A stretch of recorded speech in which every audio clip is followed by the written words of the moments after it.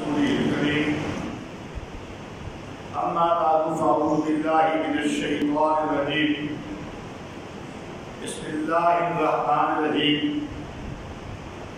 وإن كنتم في ريب مما نزلنا على عبدنا فأتوا بسورة من مثله وادعوا شهداءكم من دون الله إن كنتم صادقين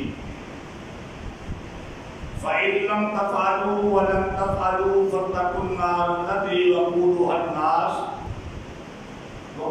الناس والحجارة أعدت للكافرين وبشر الذين آمنوا وعملوا الصالحات أن لهم جنات تجري من تحتها الأنهار كلما رزقوا منها من ثمرة رزق قالوا هذا الذي رزقنا من قبل وأتوا به متشابها ولهم فيها أزواج مطهرة وهم فيها خالدون سبحان ربك رب العزة عما يصفون وسلام على المرسلين والحمد لله رب العالمين. معزز سامعین کرام،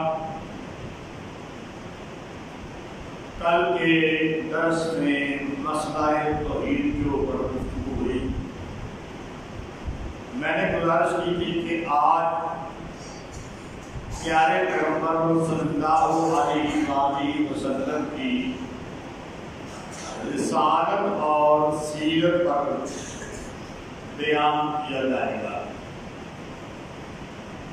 جو کل میں نے آیات کو پڑھی تھی اس کے بعد تیسری آیت میں نے پڑھی ہے، تو گویا کہ اس رکوع میں اللہ کی توحید بیان کرنے کے بعد فوراً ہی پیارے پیغمبر صلی اللہ علیہ وآلہ وسلم کی نبوت اور رسالت کا تذکرہ ہو رہا. فرمایا کہ جا رہا ہے وَإِن كُنتُمْ فِي رَيْبٍ مِّمَّا نَزَّلْنَا عَلَىٰ عَبْدِنَا فَأْتُوا بِسُورَةٍ مِّن مِّثْلِهِ وَادْعُوا شُهَدَاءَكُم مِّن دُونِ اللَّهِ إِن كُنتُمْ صَادِقِينَ. اور اگر تم کو شک ہے اس کلام سے جو اتارا ہم نے اپنے بندے پر، تو بس لے آؤ اس جیسی ایک صورت اور بلا لو جو تمہارے مددگار ہیں اللہ کے سوا اگر تم سچے ہو. اس بات کو سمجھنے کے لیے سورہ بقرہ جہاں سے شروع ہوتی ہے نا، وہاں پر ہے بسم اللہ الرحمن الرحیم ذالک الف لام میم ذالک الکتاب لا ریب فیہ. یہ کتاب ایسی ہے کہ اس کتاب کے اندر کوئی شک نہیں. علامہ شبیر احمد صاحب عثمانی رحمۃ اللہ علیہ کہتے ہیں کہ کسی کلام میں اشتباہ یعنی شک ہونے کی دو صورتیں ہوتی ہیں. کسی کلام میں اشتباہ شک ہونے کی دو صورتیں ہوتی ہیں. یا تو یہ کہ خود اس کلام میں کوئی غلطی یا خرابی ہو، اور دوسری صورت یہ جو سننے والا ہے نا اس کے اپنے سمجھ اور فہم کے اندر خلل ہو. یعنی دوسری صورت میں محل ریب شک کا محل یہ سمجھنے والے کا فہم ہے. کلام تو بالکل ٹھیک ہے، سمجھنے والا یہ سمجھتا ہے کہ یہ کلام جو لے کر آیا ہے وہ اس قابل نہیں کہ اس پر یہ کلام نازل کیا جاتا. اب جو پہلی بات تھی نا کہ یہ صورت کے اس کلام کے اندر کوئی خرابی ہو، اس کا جواب دے دیا ذالک الکتاب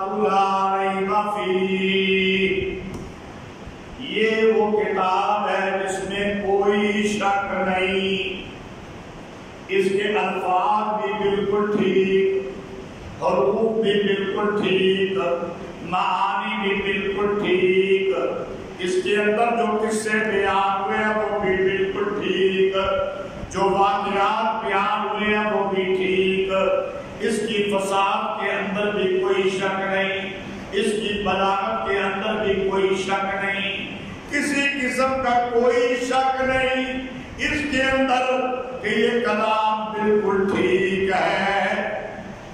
بس یہاں پہ میں اتنی بات کرتا ہوں کیونکہ اصل مقصود ہمارا اگلی بات کرنا ہے۔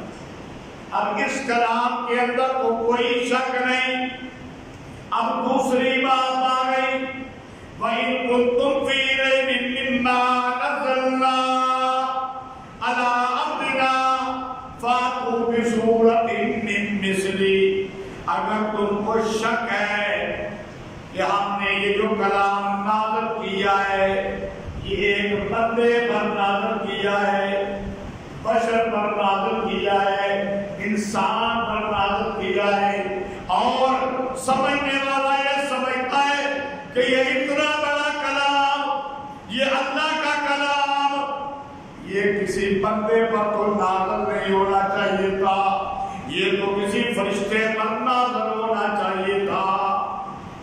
یعنی پیارے پیغمبر کی ذات کے بارے کے اندر شک کیا جا رہا ہے کہ ذات تو انسان ہے تو بشر، لیکن اتنا بڑا کلام، اس کا جواب دیا اگر تم کو شک ہے نازل ہونے پر کہ ہم نے اس کو اتارا اپنے بندے پر، فَأْتُوا بِسُورَةٍ مِّن مِّثْلِهِ، ایک صورت، صرف ایک صورت اس کے مقابل کے اندر لے آؤ۔ میرے والد صاحب نے کہا یہ جو قرآن مجید نے دعویٰ کیا ہے اور یہ جو اللہ کا کلام ہے نا، آئیے ذرا بات کو مزید سمجھتے ہوئے سمجھاتے ہوئے بات کرتا ہوں۔ یہ پیارے پیغمبر کا سب سے بڑا معجزہ ہے، قرآن مجید پیارے پیغمبر کا سب سے بڑا معجزہ ہے۔ انبیاء پر معجزے آئے کہ نہیں؟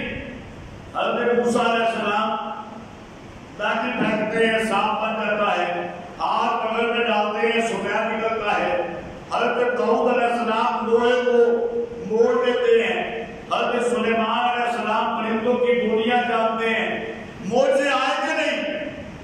لیکن پیارے پیغمبر کا سب سے بڑا معجزے اور نہیں ہے، اور ایک تو وہ جو طرف اشارہ کرتا ہے، پیارے پیغمبر صلی اللہ علیہ وآلہ وسلم مکے سے ہجرت کرنے کے لیے نکلے، ساتھ حضرت ابو بکر صدیق ہے رضی اللہ تعالیٰ عنہ، رستے کے اندر جا رہے ہیں، ایک گھر آ جاتا ہے، وہ گھر ہے ام بابت کا، بابت کی ماں اور باپ کا۔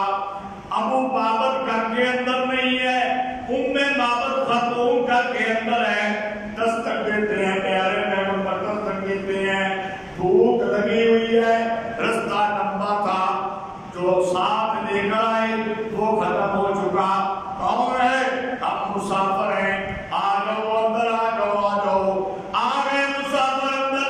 ام بابت کہتی ہے پردے کے اندر مجھے نہیں پتا کون ہے، کہاں سے آئے ہیں، مہمان میں نے اندر تو بٹھا دیا، لیکن بات یہ کہ میرے گھر کے اندر کھانے کے لیے کچھ بھی نہیں، پینے کے لیے کچھ بھی نہیں، یہ ایک بکری بندھی ہوئی ہے، لیکن اس کے بھی تھن خشک ہو چکے ہیں، یہ دودھ نہیں دیتی، اگر یہ دودھ دیتی ہوتی میں آپ کو کہتی اس کا دودھ۔ پیارے پیغمبر اچھا کوئی بات نہیں، پیارے پیغمبر اٹھتے ہیں، بکری کی تھنوں کے اوپر، پیٹھ کے اوپر ہاتھ رکھتے ہیں اور کہتے ہیں برتن لاؤ۔ برتن، جو برتن جس برتن میں دودھ دھویا جاتا ہے، برتن لایا جاتا ہے اور دودھ دونا شروع کیا جاتا ہے، برتن بھر جاتا ہے، آپ فرماتے ہیں اور برتن لاؤ، دوسری بالٹی آ گئی، وہ بھی بھر گئی، اور دیچکا لے آؤ، دیگچا آ گیا، وہ بھی بھر گیا، کڑا لے آؤ، गया, जग ले आओ, गिलास ले आओ, हत्ता के घर के जितने सारे बर्तन थे वो सारे के सारे दूध से लबालब कर गए। कितना बड़ा बोलता है, सुभान अल्लाह कह दीजिए। है प्यारे पैगंबर ने खुद भी पिया, अबू बकर को भी पिलाया, निकल के गए। थोड़ी देर के बाद उम्मे दामद के खामद आए, कहते हैं बकरी तो दूध नहीं देती थी, ये क्या सारे घर के अंदर दूध ही दूध है, हर बर्तन के अंदर दूध ही। उम्मे दामद वाकया बयान करती है। अबू दामद क्या कहते हैं, अल्लाहु अकबर कबीरा, ये तो मुझे लगता है वही अल्लाह के नबी है जिसकी पहली किताबों में बुशारत दी गई है, चल मेरे साथ, पीछे पीछे चल। चल के मदीने पहुंचते हैं, दोनों मुसलमान हो जाते हैं। ये होता है मौजा। चलो दूर नहीं जाते, एक और मौजा बयान कर दूं। खंदक का मैदान है, और खंदक के मैदान में आपने उलमा से सुना है कि लोगों ने पेट के ऊपर पत्थर बांधे हुए थे, खंदक खोद रहे थे। सहाबा कराम आगे या रसूलुल्लाह सल्लल्लाहु अलैहि वसल्लम, पेट के ऊपर हमने पत्थर बांधे हुए हैं, पेट के ऊपर हमने पत्थर बांधे हुए हैं, भूख ने सताया हुआ है।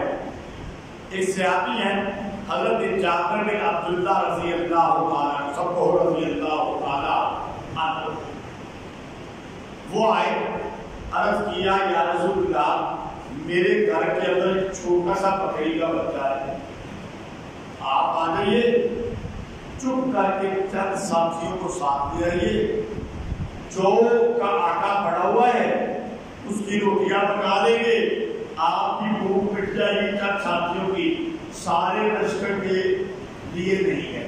प्यारे पैगंबर ने कहा जाओ जाके ना बकरी को ज़िबा करो, हंडिया पका दो और आटा गूंद लो और तंदूर के पास रख लो, जब तक मैं ना आऊं हंडिया को खोलना नहीं है, हंडिया को नहीं खोलना और तंदूर में रोटियां नहीं लगानी। जाबिर बिन अब्दुल्लाह घर में आते हैं, बकरी को ज़िबा करते हैं, ज़िबा करके बकरी को पकाया जाता है, आटा गूंद दिया जाता है। प्यारे पैगंबर को इत्तला मिल जाती है, खाना तैयार हो गया। प्यारे पैगंबर सारे लश्कर को कहते हैं चलो जाबिर ने तुम्हारी दावत की है। अल्लाह को स्वागत कह दीजिए। सारा लश्कर है, सारा लश्कर लेके खंदक के मौका पर सैकड़ों नहीं हजारों की तादाद का लश्कर लेके प्यारे पैगंबर पहुंच गए। जाबिर बिन अब्दुल्लाह ने दरवाजा खोला, बड़े परेशान हो गए कि मैंने तो कहा था आप आ जाना, चंद साथियों को साथ ले आना, ये तो सारा लश्कर आया। प्यारे पैगंबर ने जाबिर के कंधे को थपथपाया, परेशान होने की जरूरत नहीं, मैं आ गया हूं, मैं यहाँ पे बैठता हूँ और तुम हंडिया का ढक्कन भी खोल दे और रोटियां लगवानी भी शुरू कर दे और साथियों को खिलाना शुरू कर दे। हंडिया का ढक्कन खुल गया, रोटियां लगनी शुरू हो गई, प्लेटें आ गई, बर्तन आ गए, सहाबा आते जा रहे हैं, खा खा के जाते जा रहे हैं। प्यारे पैगंबर बैठे हुए हैं, एक आ गया काफला खा लिया, दूसरा 50 का काफला आ गया खा लिया, तीसरा 20 का काफला आ गया, ये 70 बंदे आ गए ये भी खा गए, ये 100 बंदे आ गए, सारे का सारा लश्कर सैर हो के खा गया। और जब देखा हंडिया के अंदर एक रोटी भी कम नहीं हुई, एक रोटी भी कम और एक रोटी भी कम नहीं हुई। प्यारे पैगंबर ने कहा अब मेरा खाना लाओ। मोजे तो बड़े प्यारे पैगंबर के हैं, वाकया नाराज का तो छोटा सा मोर्चा है। मस्जिद हराम से सुबहानल्लाही असरा बिअब्दिही लैलन मिनल मस्जिदिल हराम इलल मस्जिदिल अक्सा, पाक है वो ज़ात जो ले गया अपने बंदे को मस्जिद हराम से मस्जिद अक्सा तक انبیاء کی امامت کروا کے پیارے پیغمبر امام الانبیاء بن گئے. پھر شہر چلی آسمان پہلا دوسرا تیسرا چوتھا پانچواں چھٹا ساتواں اور سدرۃ المنتہا پہ پہنچ گئے. اب جبریل رک گئے ہیں, آگے نہیں جا سکتے. اب میری بات پر توجہ کرنا ہے, بات کو سمیٹتے بھی ہیں اور یہ اس بات میں توجہ کرنا. وہ جو یہ سمجھتے ہیں کہ ایک قرآن بندے پر نازل یہ دوری پہ نازل ہونا چاہیے تھی, ایک کسی فرشتے میں آنا چاہیے تھا. آؤ نہ ذرا دیکھو معراج کی رات کو سدرۃ المنتہا کا مقام آ گیا, جبریل رک گئے. پیارے پیغمبر نے کہا یار تے وفادار ہوتا ہے جبریل, تو رک کیوں گیا ہے یار تے وفادار ہوتا ہے. جبریل نے کہا یا رسول اللہ آپ بشر ہیں, آپ بشروں کے انسان ہیں, آپ سید البشر ہیں, میں نور ہوں, میں نوریوں کا سردار ہوں. یہ سدرۃ المنتہا کے اوپر نوریوں کا سردار نہیں جا سکتا, سید البشر جا, سید البشر ہی جا سکتا ہے. جب سدرۃ المنتہا پر سید البشر جا سکتا ہے, جنت کے نظارے کون کر سکتا ہے؟ سید البشر ہی کر سکتا ہے. جنت ملنے سے پہلے جنت کی شہد کی نہریں, پاک شراب کی نہریں, دودھ کی نہریں, پانی کی نہریں, جنت کے پھلوں کو جب سید البشر دیکھ سکتا ہے تو یہ قرآن بھی سید البشر پہ نازل ہو سکتا ہے. یہ قرآن سب سے بڑا موضوع ہے. ٹھیک ہے, تین موضوع میں نے بیان کر کے آخر میں وضاحت کر دی کہ جب سید البشر کا اتنا مقام ہے نا کہ وہ تو جنت میں راتوں رات جا کے راتوں رات واپس آ سکتا ہے, تو کیا یہ کلام اس پر نازل نہیں ہو سکتا؟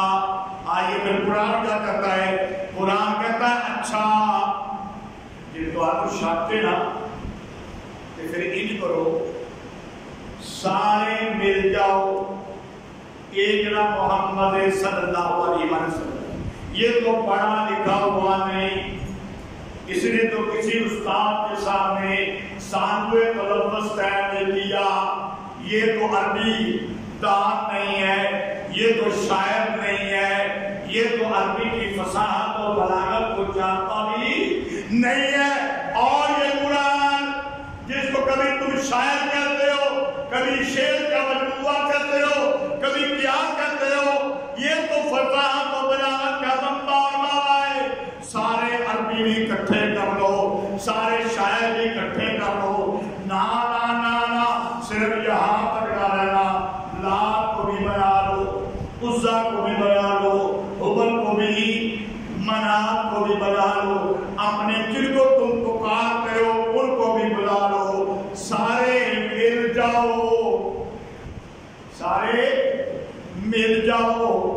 مولانا صاحب نے کہا یہاں پر قرآن نے کہا ہے ایک سورت, قرآن ابھی کا دوسرا مقام ہے, صرف اشارہ کرنے لگا ہوں, اگر بیان کرو تو بات بڑی لمبی ہو جائے گی. پہلے قرآن مجید نے ایک مقام پہ چیلنج کیا ہے کہ اگر اس قرآن پہ شک ہے نا, اس جیسا قرآن لے کر آج آگے کیسے لاتے. پھر قرآن نے دوسری جگہ پہ چیلنج کیا ہے کہ 10 صورتیں اس جیسی لے آؤ. آگے کیسے لے کے آ سکتے ہیں؟ نہیں لے کے آ سکتے. اب تیسری بار اور آخری بار چیلنج ہے, سارا قرآن نہیں لا سکتے, 10 صورتیں نہیں لا سکتے, سارے تم مل کے اور تمہارے پیشوا, تمہارے بنائے ہوئے خدا وہ بھی نہیں لا سکتے. اس جیسی ایک صورت لے آؤ. مسلمہ کذاب کا نام سنا ہوا ہے, وہ بےمان وہ ہے جس نے پیارے پیغمبر کی زندگی میں نبوت کا دعویٰ کیا. بڑی سننے کی بات ہے یار, آپ کو تو جب میں بتاؤں گا تو آپ کو پتا چلے گا. اور میں نے بھی خود بھی پڑھا, میں نے بھی تو کتابوں میں پڑھا, کیونکہ اللہ نے علم دیا. آج ہم پڑھے عربی پڑھی تو عربی کا پہلا آیا نا, اور وہ رہتا تھا مدینے میں، بہت بڑا عالمی دان تھا، نبوت کا دعویٰ کر دیا، نبوت کا دعویٰ کر دیتا۔ ایک صحابی آیا، مسلمہ کذاب آ رہا ہے، اس صحابی کو کہتا ہے کہ تمہارے نبی محمد صلی اللہ علیہ وسلم پر کوئی نئی صورت نازل ہوئی ہے، طنز کر کے نا، طنز کرتا تھا نا، یہ بھی نبی بنتا تھا۔ اس صحابی نے کہا ہمارے پیارے پیغمبر صلی اللہ علیہ وسلم پر اللہ نے ایک نئی صورت نازل کی ہے، کون سی؟ سناؤ۔ اعوذ باللہ من الشیطان الرجیم، بسم اللہ الرحمن الرحیم، والعصر ان الانسان لفی خسر الا الذین آمنوا وعملوا الصالحات وتواصوا بالحق وتواصوا بالصبر۔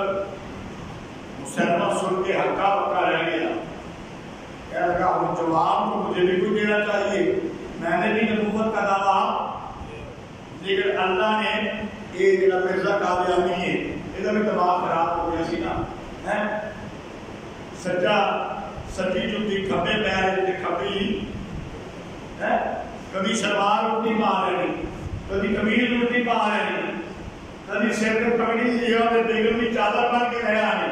اللہ دماغ خراب کر چھڑدا ہے، جڑا نبی نہ ہوے کہ نبوت کا دعویٰ کرے، یہ دماغ اتنا خراب ہویا، کہنے لگا میرے تے بھی ایک خود صورت نازل ہوئی، میرے تے بھی اور کافی ملا لگا نا، اسی سیدھا والعصر ان الانسان لفی خسر، کافیہ ملایا، سوچا کافیہ ملایا ہے، پتہ نہیں لگیا کہ میں بکواس کی نہ کرنا۔ اب اللہ نے مجھے آخیا یا ببر یا ببر انہا عذران و صدر، اور نہیں سمجھ رہی اور میں سمجھا دیا۔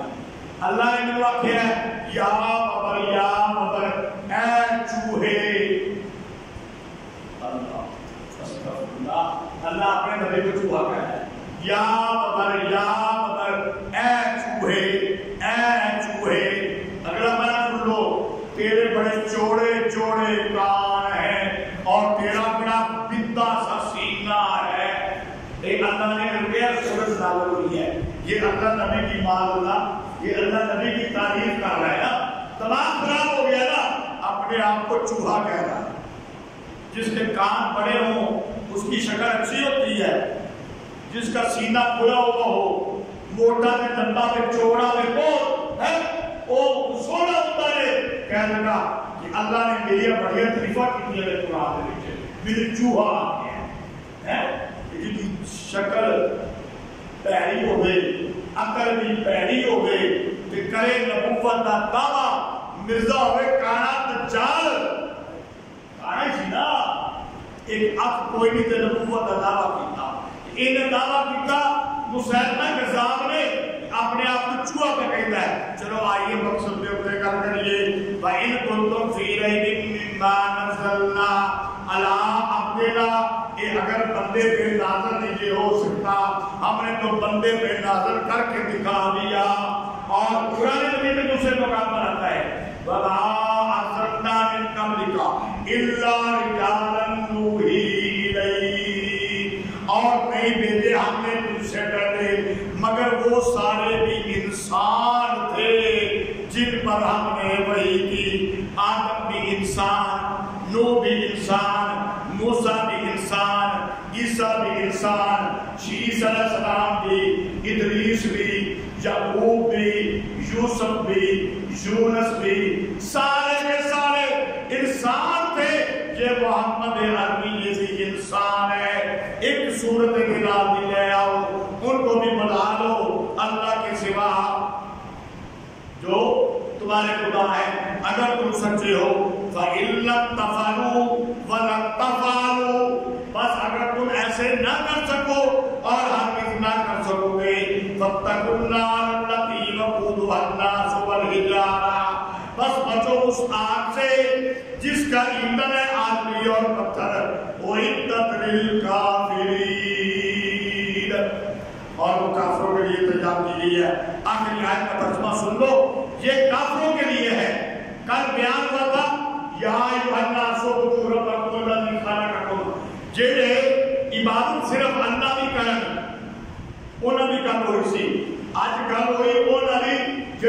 قرآن نہیں مانتے، پیارے پیغمبر نہیں مانتے، فرمایا وہ کافر نہیں، وہ جہنم کا ایندھن نہیں، کہ کافر نکالو اسی جو صرف اللہ کو ماننے والے ہیں۔ وَبَشِّرِ الَّذِينَ آمَنُوا وَعَمِلُوا الصَّالِحَاتِ أَنَّ لَهُمْ جَنَّاتٍ تَجْرِي مِن تَحْتِهَا الْأَنْهَارُ، خوشخبری دے دے ان لوگوں کو جو ایمان لائے اور اچھے عمل کیے، ان کے لیے باغات ہیں، بہتیوں کے نیچے نہریں، كُلَّمَا رُزِقُوا مِنْهَا مِن ثَمَرَةٍ رِزْقًا، جب کبھی ملے ان کو کوئی پھل کھانے کو، قَالُوا هَٰذَا الَّذِي رُزِقْنَا مِن قَبْلُ وَأُتُوا بِهِ مُتَشَابِهًا، جب کبھی ان کو ملے کہتے ہیں یہ تو ہم پہلے بھی کھا چکے ہیں۔ یہ آخری بات ہے، ذرا توجہ کر لینا، یہ تو ہم پہلے بھی، کیا مطلب اس کے دو معنی کیا ہے؟ جنت پہ جانے والا آدمی اس نے کہا مجھے فلاں پھل چاہیے، فرشتہ لے کے آ گیا، اس نے کہا کچھ اور لے کے آؤ، وہ لے کے آیا، رنگ وہی تھا، سائز وہی تھا، شکل وہی تھی، کہنے لگا یہ تو میں نے پہلے بھی کھایا ہے، میں نے تو کہا کچھ اور لے کر آیا۔ فرشتے نے کہا اس کو ذرا کھا تو دیکھ، رنگ وہی ہے، شکل وہی ہے، لیکن ذائقہ کچھ اور ہی ہے، ایک بنا۔ دوسرا معنی سنیا سی کہ قلعہ بیدار سے کہ قاضی نور محمد بھی کیا کہ چلے گئے کہ قاضی عصمت اللہ رحمت اللہ علیہ اللہ مولانا قرات کروڑا رحمت اللہ نازل کرے، وہ بھی کیا کہ چلے گئے کہ جنت کے پھل اس جیسے نہیں ہوں گے۔ آج پاڑا خاتم قاضی یہ حال ہو سکتا ہے کہ گئے اس جیسے نہیں ہوں گے، لیکن جو جنت کے اندر گئے تو ایک آدمی نے کہا فرشتے کو مجھے آم چاہیے، خربوزہ چاہیے، چنڈو چاہیے، انگور چاہیے، فرشتہ ٹرے بھر کر لے کر آیا۔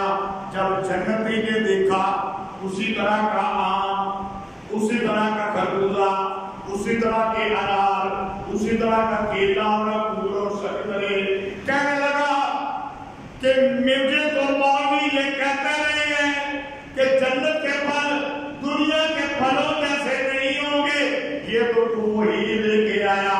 فرشتہ نے رکھا تو دیکھ ان کی شکل دنیا کے پھلوں جیسی ملتی ہے، لیکن جب کھائے گا دنیا کے پھل کا ذائقہ کیا، اس پھل کا ذائقہ کیا، وَأُتُوا بِهِ مُتَشَابِهًا، شکل میں تو ملتے ہوں گے، ذائقہ علیحدہ علیحدہ۔ اور آخری بات وَلَهُمْ فِيهَا أَزْوَاجٌ مُطَهَّرَةٌ، اس میں ان کو بیویاں ملیں گی پاکیزہ، پاکیزہ کا خوب ہے نا، حیض و نفاس سے پاک، وَهُمْ فِيهَا خَالِدُونَ، اور پھر وہ کبھی جنت سے نکالے بھی نہیں جائیں گے، جنت میں ہمیشہ رہیں گے۔ اللہ تعالیٰ سے دعا ہے اللہ تعالیٰ ہمیں جنت الفردوس میں جگہ عطا فرمائے، عمل کی توفیق عطا فرمائے۔ وما علینا